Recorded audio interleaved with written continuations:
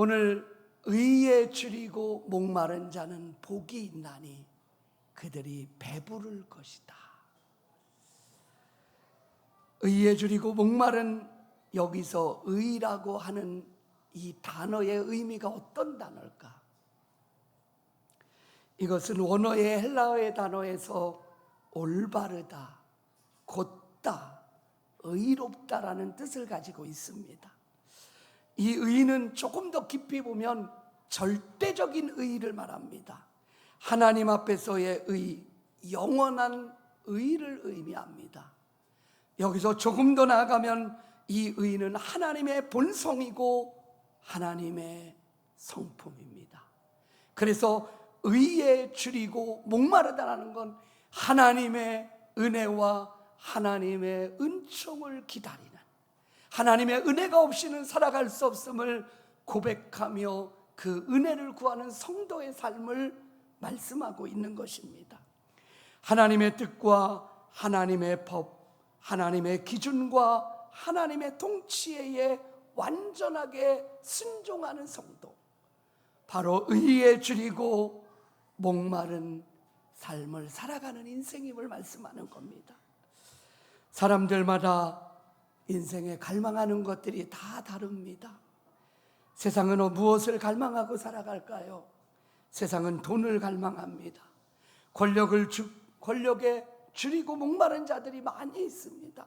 쾌락에 줄이고 목마른 자들이 있고, 그들은 인간적인 힘과 능력을 가지고 그의 허기진 배를 채우려고 하고 있습니다. 이런 갈망과 탐욕이 만들어내는 갈증은 해결을 절대로 할 수 없다라는 거지.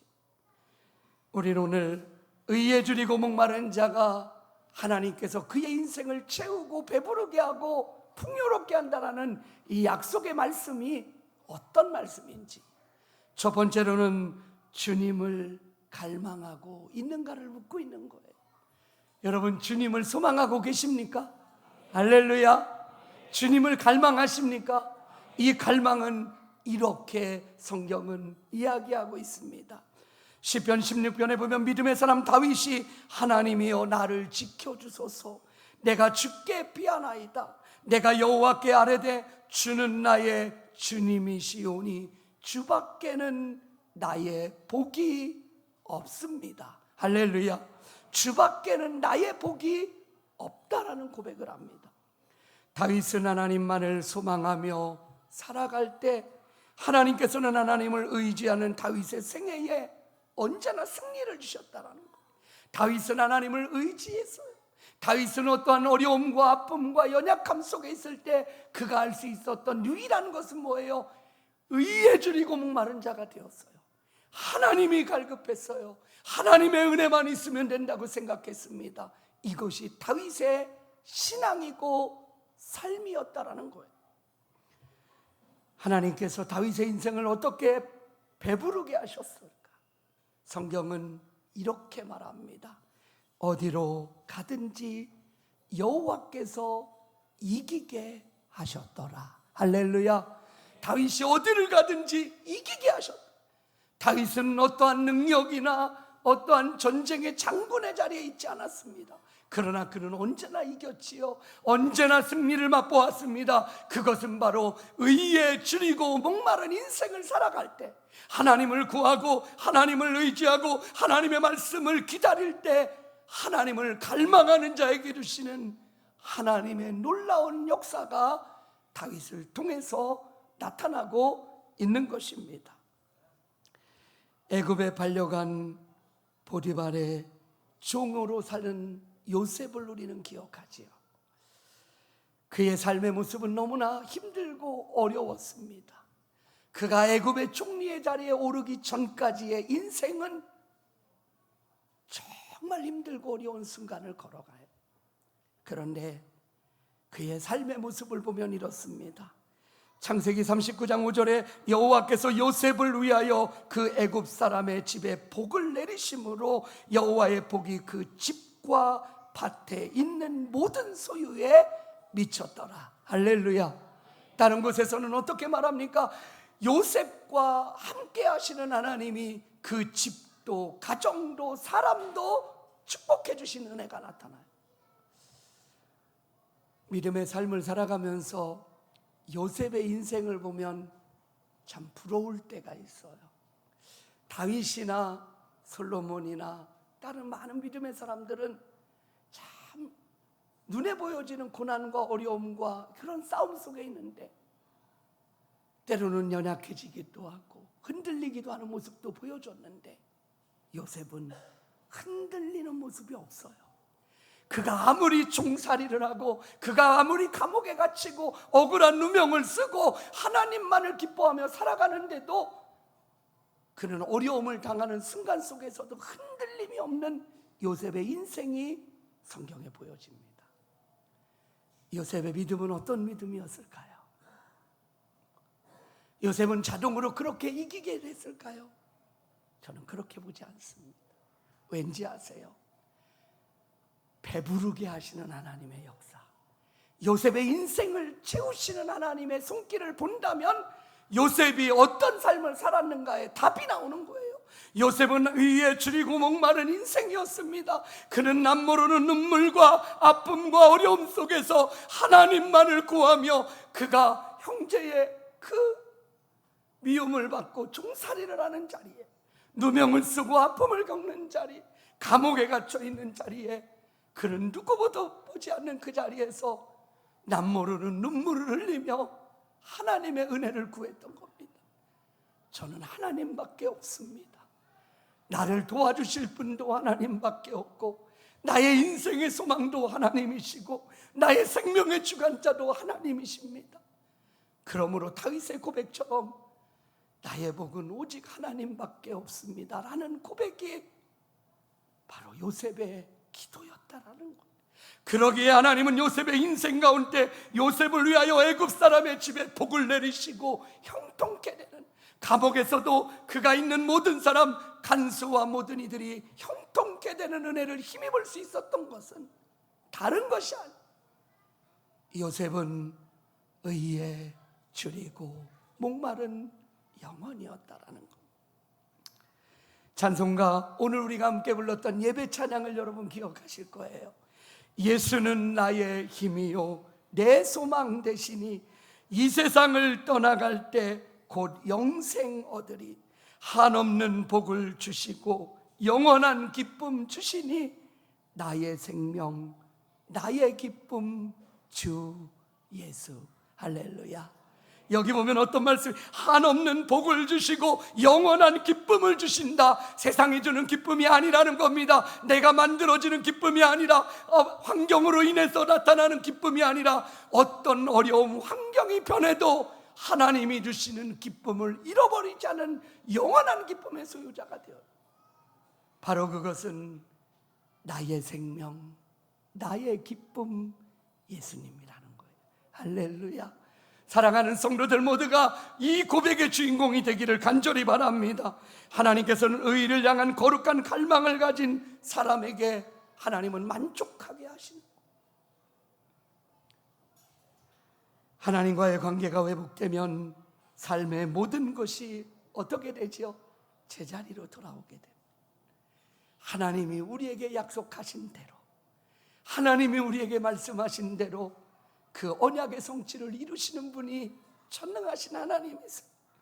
사도 바울은 목마르고 가난하고 얼벗은 자를 축복하는 이 축복의 말씀을 이렇게 역설적으로 고백을 합니다. 무명한 자 같으나 유명한 자다. 죽는 자 같으나 보라 우리가 살아있고, 징계를 받는 자 같으나 죽임을 당하지 아니하고, 근심하는 자 같으나 항상 기뻐하고, 가난한 자 같으나 많은 사람을 부유케 하고, 아무것도 없는 자 같으나 모든 것을 가진 자로다. 할렐루야. 이것이 바로 의에 줄이고 목마른 인생을 살아가는 성도의 삶이라는 것. 아무것도 없는 인생 같은데 예수님으로 인해서 유명한 자가 되어 있는 거죠. 죽은 자 같고 연약한 자 같고 아무것도 아닌 인생인데 하나님이 우리를 살리셔서 하나님의 능력의 종으로, 하나님의 사람으로 살아가게 하시는 은혜를 더하신다. 가난한 자 같은데 남을 부유케 하는 은혜, 아무것도 아닌 것 같은데 모든 것을 가진 은혜가 하나님의 말씀과 하나님의 은혜를 소망하는 성도들에게, 하나님의 은혜를 갈망하는 성도들에게 주시는 은혜임을 믿으시기를 간절히 바랍니다. 두 번째는 예배를 사모하는 것. 요한복음 4장은 우리가 너무나 잘 아는 사마리아 여인의 모습을 보게 됩니다. 이 내용을 우리는 너무나 잘 알지요. 목마른 이 영혼이 정오의 우물가에 나와 그 물을 기르러 갑니다. 그 여인의 육적인 모습은 아무리 먹고 마시고 취해도 그가 가지고 있는 정욕을 채울 수 없다라는 것.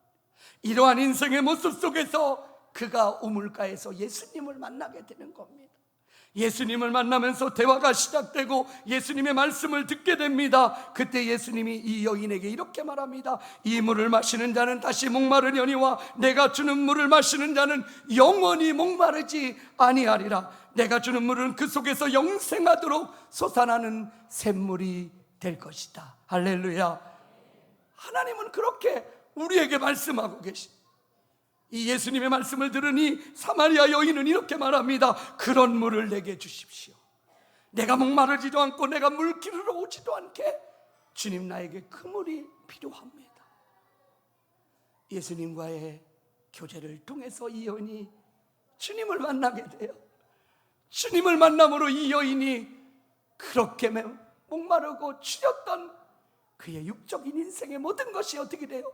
한순간에 해가를 받는 겁니다. 한순간에 하나님의 은혜로 충만해지는 거지요. 이러자 이 여인에게 나타나는 현상이 있습니다. 바로 이 말씀을 보는 거예요. 우리는 바로 이 여인이 예수님과의 대화 속에서 복음의 능력을 힘입고 그 여인의 모든 것이 채워지는 그 순간, 이 여인은 예수님에게 어떤 이야기를 해요? 내가 어떻게 예배를 드려야 합니까? 어떻게 하나님을 예배해야 됩니까? 예배에 대한 이야기로 시작이 됩니다. 이것이 맞습니다. 하나님을 그주로 고백하고 나의 생명, 나의 능력으로 고백한 믿음의 성도들의 삶은 예배자가 되어야 된다는 거예요. 예배를 통해서 주님을 만나고 주님의 은혜를 경험하고 주님의 말씀을 가지고 살아갈 수 있는 능력이 이 예배에 있음을 믿으시기를 간절히 바랍니다. 예배는 일방적으로 여러분이 하나님 앞에 올려드리고 돌아가는 게 아니에요. 이 예배를 통해서 살아계신 하나님의 얼굴을 배워야 됩니다. 할렐루야. 여러분의 인생을 간섭하시고 인도하시고 함께 하시는, 여러분의 부르짖음에 응답하시고 여러분의 간구와 여러분의 길 가운데 역사하시는 그 하나님을 만나는 놀라운 은혜의 시간이 되기를 간절히 바랍니다. 그때 예수님은 이렇게 말씀하십니다. 하나님은 예배하는 자를 찾으신다라는 거예요.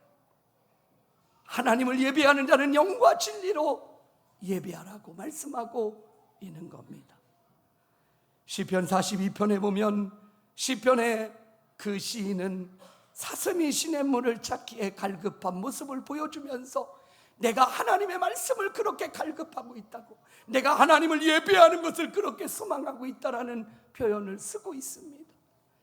그래서 많은 신학자들은 시편 42편을 가리켜서 하나님의 성전에서 일하는 레위 자손의 고라 자손들이 하나님을 소망하며 드리는 시의 고백이라고도 하고, 다윗이 자기 아들 압살롬으로부터 눈을 피해 도망갔을 때 하나님의 성전을 멀리 바라보면서 하나님의 성전을 향해 고백했던 고백이라고도 말합니다.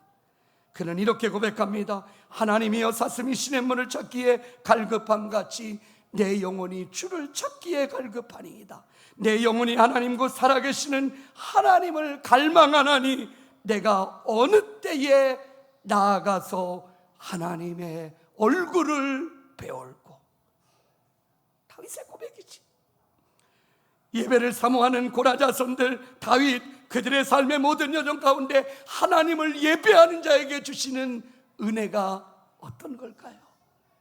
시편 42편 5절에 이렇게 말합니다. 내 영혼아 네가 어찌하여 낭망하며 어찌하여 내 속에서 불안하여 하는고 너는 하나님께 소망을 두라. 할렐루야. 두려워하지 말라는 거예요. 하나님을 예배하는 자는 하나님께 소망을 두는 자입니다. 하나님 앞에 내 인생을 맡기는 자요, 하나님의 말씀을 듣는 자요, 하나님이 행하실 일들을 바라보는 은혜가 우리 안에 있기를 간절히 바랍니다. 우리는 오늘 이 예배를 통해서 우리는 하나님 앞에 어떠한 예배자인가를 점검케 하는 말씀입니다. 오늘은 특별히 주님의 날입니다. 1부 예배를 드리고 2부 예배를 드리며 준비하며 하나님 앞에 나오는 성도들의 예배의 사모함은 어느 정도이십니까? 주일 아침에 눈을 뜨고 오늘 나에게 주실 하나님의 말씀을 소망하면서 아이들과 함께 손을 잡고 사랑하는 가족과 함께 하나님의 말씀을 소망하며 이 전을 걸어오셨습니까? 그리고 하나님이 주시는 그 말씀을 가지고 내가 어떤 삶을 살아가야 될지, 내가 하나님의 기쁨이 되어야 될 텐데라는 그 은혜의 고백을 가지고 그렇게 살아갈 수 있다면 우리는 진정으로 하나님이 기뻐하시는 예배자의 삶을 살아가게 됨을 믿으시기를 간절히 바랍니다. 예배를 통해 만나주시는 하나님을 소망하십시오. 그리고 우리의 삶 속에서 이 예배의 한 시간만이 아니라 여러분의 삶 가운데 그 예배가 이어지고 있다는 사실을 잊지 마셔야 됩니다. 여러분이 걸어가는 삶의 터전, 여러분의 직장과 가정과 일터와 학교와 여러분의 친구들을 만나는 모든 자리에 하나님이 거기에 함께 계신다라는 거지. 우리는 우리의 삶의 예배자가 되어야 됩니다. 이 예배당 안에서만이 아니라 여러분이 걸어가는 삶의 모든 터전 가운데 요셉이 의에 줄이고 목마른 영혼이 되어 감옥에 있을 때에도, 종살이를 할 때에도, 어느 자리에 있을 때에도 하나님의 은혜를 간절히 구하였던 것처럼 우리 비전의 성도들 모두가 여러분이 걸어가는 그 자리에서 의에 줄이고 목마른 영혼들이 되기를 간절히 바랍니다. 그러면 오늘 성경은 어떻게 된다고요? 배부르게 될 것이다. 할렐루야. 배부르게 될 것이다. 내 인생을 채우신다는. 우리는 우리가 채우려고 하잖아요. 우리가 배부르려고 하지요. 우리가 쌓아놓으려고 합니다. 그러나 어떻습니까, 여러분? 우리는 하나님의 은혜를 구하는 거예요. 여러분, 다윗이 전쟁에 능한 자가 아니에요. 다윗이 가장 잘한 게 뭔지 아십니까? 하나님을 구하는 거예요. 하나님을 예배하는 것, 하나님의 말씀을 기다리는 것, 하나님께 소망을 두는 것, 이것이 다윗이 가장 잘한 것입니다. 그러할 때 하나님께서 어떻게 하셨지요? 다윗의 인생을 배부르게 하셨다는 거예요. 그의 인생을 채우시고 그의 인생을 놀랍게 풍요롭게 하시는 하나님의 은혜를 경험하게 되어진다는 것. 누가복음 19장은 우리가 너무나 잘 아는 삭개오의 이야기가 나옵니다. 그의 인생의 물질과 권력에 목마른 인생이었습니다. 그래서 그는 온 힘을 다해서 비방과 욕을 먹으면서도 그는 세리장이 되었고 물질을 모으기 시작합니다. 돈만 있으면 누구도 나를 무시할 수 없을 거라는 영적 목마름에서 채울 수 있다라는 이 생각을 가지고 그는 인간적으로 모든 일을 행합니다. 정말 그는 많은 부유함의 주인공이 되고 그는 많은 재물을 모았습니다. 그러나 그의 인생의 목마름은 여전히 더했습니다. 아니, 점점 갈수록 그 목마름은 더 심해졌다라는 거지요. 그런데 그에게 어느 날 들려지는 복음의 메시지가 있습니다. 예수님에 대한 말씀을 듣는 순간 삭개오에게는 예수님을 만나고자 하는 소망이 생겼어요. 예수님을 보고자 하는 마음이 들었습니다. 그래서 그는 예수님을 만나게 되지요. 그것이 우리가 너무나 잘 아는 말. 그가 예수를 만나게 되었을 때 그가 물질로도 권력으로도 어떤 명예로도 할 수 없었던 그 갈급함을 채울 수 없었던 모든 것들을 예수님을 만나는 순간 그의 인생의 모든 것이 어떻게 됐다고요? 채워졌다, 넘쳤다라는 거예요. 그는 예수님을 만나는 순간 그의 모든 물질과 그의 모든 것들을 가난한 자들에게 나누어 주기 시작합니다. 도색한 것을 나누어 주기 시작합니다. 그리고 나서 그의 인생은 기쁨이 나타납니다. 여러분 생각해 보세요. 그렇게 힘들게 모았던, 욕을 먹으며 모았던 물질들을 다 나누어줘. 어쩌면 삭개오의 집에 창고가 비어지는데 기쁨이 넘쳐요. 하나님이 주시는 평강의 은혜가 있어요. 하나님의 구원이 그 집에 임하였다라고 성경은 말하고 있는 겁니다. 사랑하는 성도 여러분, 주님을 만난 자, 주님을 예배하는 자, 주님을 갈망하고 소망하며 그 은혜를 누린 자에게 주시는 축복은 세상의 것이 아니라는 것. 우리가 만들 수 없는 것들, 하나님의 기쁨, 하나님의 소망, 하나님의 평강의 은혜가 저와 여러분의 인생 가운데 가득히 채워주실 줄로 믿습니다. 이스라엘 백성들이 하나님께서 40년 동안의 광야 생활을 걷게 하신 이유, 살아가게 하신 이유를 신명기 8장에서는 이렇게 정확하게 말씀해 주세요. 너를 낮추시고 너를 줄이게 하시며 또 너를 알지도 못하며 내 조상들도 알지 못하던 만나를 내게 먹이시는 것은 사람이 떡으로만 사는 것이 아니요 여호와의 입에서 나오는 모든 말씀으로 사는 줄을 내게 알게 하려 하노라. 그리고 나서 주시는 말씀이요, 이 40년 동안에 내 의복이 헤어지지 아니하였고 내 발이 부르트지 아니하였다. 할렐루야. 하나님의 말씀을 따라가는 자, 하나님의 말씀 앞에 순종하는 자에게 만나는 어떤 의미라고요? 사람이 떡으로만 사는 인생이 아니라 하나님의 입에서 나오는 하나님의 말씀을 먹고 살아야 살 수 있는 인생이라는, 나의 이 육적인 배부름으로 행복할 수 있는 게 아니라 내 안에 예수 그리스도가 계시고 그분의 은혜를 누리고 그분이 살아 움직이고 역사하시는 그 삶을 살아가게 되어질 때 하나님이 우리를 처음 만드셨던 바로 에덴 동산에 하나님과 함께 살아가는 그 자체가 행복이었다라는 것. 어느 날 죄는 그것으로 만족하지 못하게 만들었어요.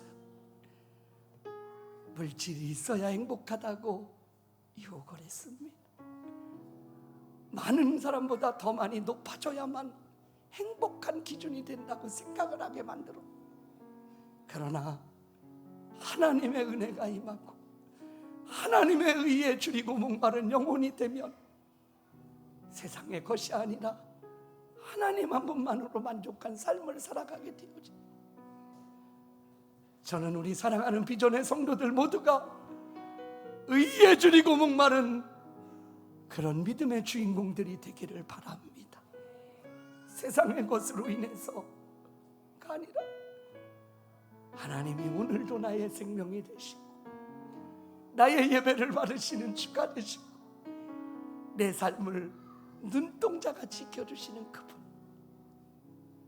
광야에는 옷가게도 없었을 거예요. 당연히 신발가게도 없었겠지. 40년 동안 그의 옷이 헤어지지 않았다. 그의 발이 부르뜨지 않았다. 어떤 가장 좋은 신발보다 하나님의 인도하심의 은혜가 이스라엘 백성들을 돌보고 있었다라는, 우리가 아니라, 내가 아니라, 내 능력이 아니라, 내가 쌓아놓는 것이 아니라 우리는 오늘 하나님을 기뻐하고 하나님을 갈망하고 하나님을 예배할 때 하나님께서 저와 여러분의 인생 가운데 내 옷이 헤어지지 않게 하고 내 발이 부르뜨지 않게 하는 인생을 살아가게 할 것임을 믿고 우리 모두가 달려가는 은혜가 있기를 간절히 바랍니다. 너희는 먼저 하나님의 나라와 하나님의 의를 구하라. 그리하면 이 모든 것, 무엇을 먹을까, 무엇을 마실까, 무엇을 입을까 염려했던 이 모든 것을 더해 주시는 놀라운 은혜의 주인공이 되기를 간절히 바랍니다. 우리 시간 말씀을 기억하며 이 찬양의 고백을 함께 부르며 나아갑시다. 주여, 우린 연약합니다. 우린 오늘도 힘겨워합니다. 마치 야곱이 야복나루트에서 오늘 하나님이 나를 만나주시지 않으면, 하나님이 오늘 이 예배 가운데 은혜를 주시지 않으면, 하나님이 말씀을 주시지 않으면 내가 이 한 주간을 살아갈 수 없습니다. 하나님의 은혜가 있어야 내가 살아갈 수가 있지요. 이게 의에 줄이고 목마른 자의 기도요, 간구요, 삶이 되는 것. 그래야 예수님이 진짜 나의 전부임을 고백하게 되는 거지. 우리 이 찬양의 고백 함께 부르면서 우리 같이 나아가겠습니다. 주여, 우린 연약합니다.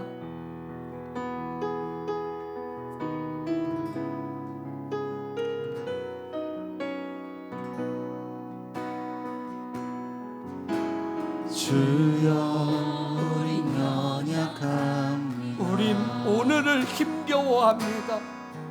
우린 오늘을 힘겨워합니다.